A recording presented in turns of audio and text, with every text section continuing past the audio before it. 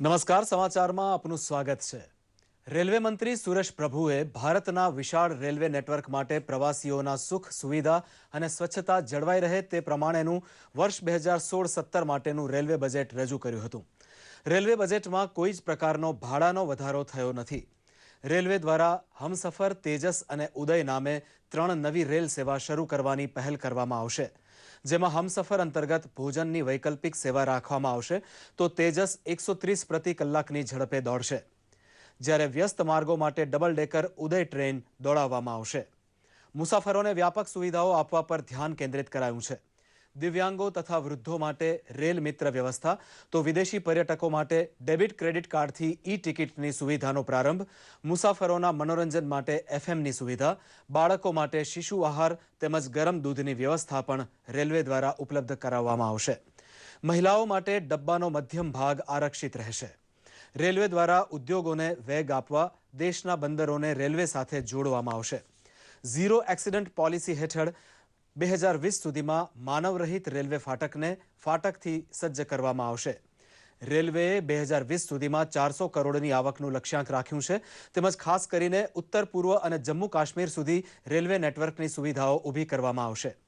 આગામી વર્ષમાં 1800 કિલોમીટરની રેલ લાઇનો નાખવામાં આવશે તથા 9 કરોડ માનવ દિન રોજગાર ઉપલબ્ધ કરાવાશે। આ ઉપરાંત બજેટમાં આ વર્ષે 1600 કિલોમીટર જ્યારે આગામી વર્ષે 2000 કિલોમીટર રેલ વિદ્યુતીકરણનો પણ પ્રસ્તાવ છે।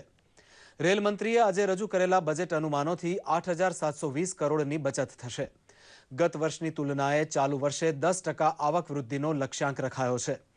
મૂડીગત યોજનાઓ માટે 1.21 લાખ કરોડની જોગવાઈ કરવામાં આવી છે। પ્રધાનમંત્રી નરેન્દ્ર મોદીએ રેલ બજેટને દેશના પુનઃનિર્માણમાં મહત્વપૂર્ણ કડી સમાન ગણાવ્યું છે।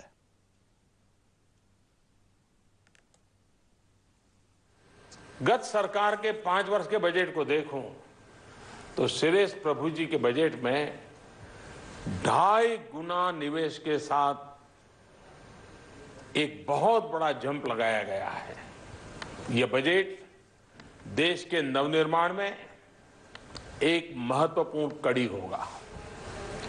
सबसे अच्छी बात यह है कि हमारे रेलवे के विकास में राज्य सरकारें भी उत्साह से भाग लेने जा रही हैं।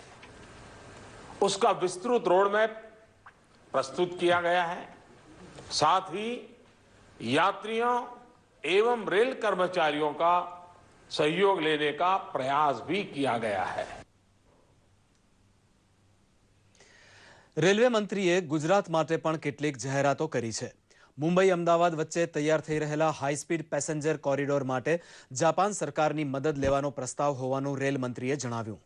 આ માટે special purpose vehicle national high speed rail corporation 1 March સુધીમાં રજીસ્ટર્ડ થશે એમ તેમણે જણાવ્યું।